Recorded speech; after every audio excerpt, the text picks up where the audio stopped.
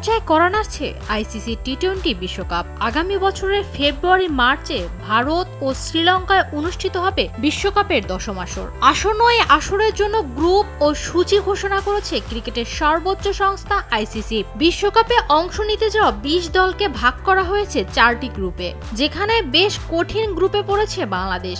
C গ্রুপে সাবেক 2 বিশ্ব চ্যাম্পিয়ন ইংল্যান্ড, ওয়েস্ট ইন্ডিজের পাশাপাশি টাইগারদের প্রতিপক্ষ নেপাল ও ইতালি। মুম্বাইয়ে এক জমকালো অনুষ্ঠানের মধ্য দিয়ে ক্রিকেটের সংক্ষিপ্ত এই ফরম্যাটের সূচি ঘোষণা করে বিশ্ব ক্রিকেটের নিয়ন্ত্রক সংস্থা আইসিসি। সূচি অনুযায়ী আগামী বছরের 7 ফেব্রুয়ারি পর্দা উঠবে 20 দলের বিশ্বকাপের। গ্রুপ পর্ব, সুপার 8 এবং সেমিফাইনাল পেরিয়ে 8 মার্চ হবে ফাইনাল।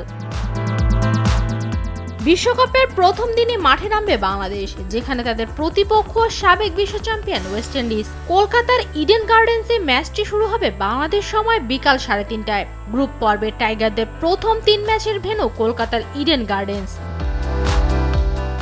বাংলাদেশ নিজেদের দ্বিতীয় ম্যাচ খেলবে 9 ফেব্রুয়ারি ইতালির বিপক্ষে, আর 14 ফেব্রুয়ারি আরেক সাবেক বিশ্ব চ্যাম্পিয়ন ইংল্যান্ডের মুখোমুখি হবে বাংলাদেশ।